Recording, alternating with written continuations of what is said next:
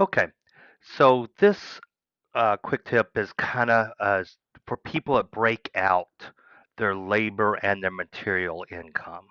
Okay, so when you sync your invoices over to QuickBooks and you have a separate chart of account, you have a separate line item for your income for labor, income for material, then you need to be able to break it out with inside a service factor. Most of the time, people use one as agreed, and that as agreed is typically pointed to labor. So if we go look at my as agreed item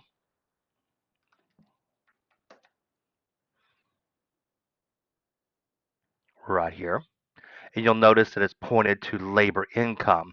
So that means in this particular job, the $7,991.99 all goes to labor income into my QuickBooks.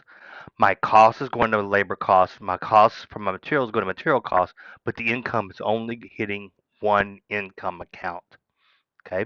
So to fix that, what we need is two more as agreed items, service items that are pointed. So if you see here, I have one called as agreed labor, and that one is pointed to labor income. You want to make sure the cost type is labor as well. And then I have one here for material. Again, the income will go to material income, and the cost type is material on it. I would go ahead and say let's edit these on the mobile just in case your technicians have to complete a as agreed job on their mobile device. Okay, so I have my as agreed for my labor and my as agreed for my material. Now, I do not want my customer to see on the invoice my breakout of my labor income versus my material income. I just want them to see one price. So I'm going to go in and add a subtotal. I've already done it, but right here you have subtotals. Right here I've already added it, so let's click onto it. So it is a subtotal, and I just called it as agreed subtotal. I told it I want to hide the prices above the subtotal to yes.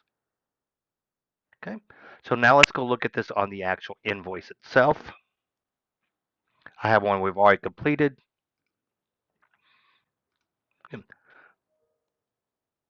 So again, this one right here, if I printed it,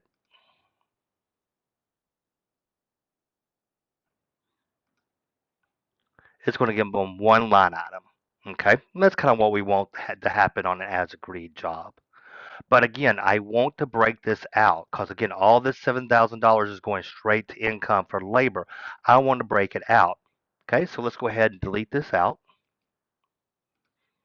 So let's use those new as agreed items. So as agreed material. Okay, put in our description, and I'll just go in there and say material. Okay. Now it's important I have a little spreadsheet over here that how I came up with my $7,999. So this here I want to break out. So my total material sell is 59.59.61. So again, I'll simply come over to here, 59.59.61. And right here, I do not want to print this. I'll say no. Then I'll come down here for my labor. Labor, put in my description. Okay. My labor income is right over here, 2,040 bucks. Okay. And again, I want to not print. Okay. So, but again, I want to show my customer just one line item. So that's where the subtotal comes in. So as agreed, subtotal. See, it took the labor income or the material and the labor income, added it together and came up with the right price. So $77,999.61. So it matches. So now let's look at it and see what it looks like. Oops, sorry. I forgot to put my description in there.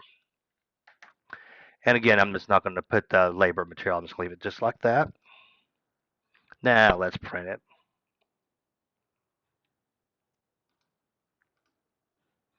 So to my customer, see, they only see the one as agreed. They do not see the as agreed for the labor or the material. They just see one.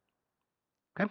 So if you want to break out your labor income and your material income, these are the steps that you need to do. If you need any assistance with that, please feel free to give us a call. The support number is 239-437-9411, extension 2, or simply go to servicefactor.com. At the bottom, right at the bottom, hit the chat button, and one of us will walk you through that. Thanks and have a great day.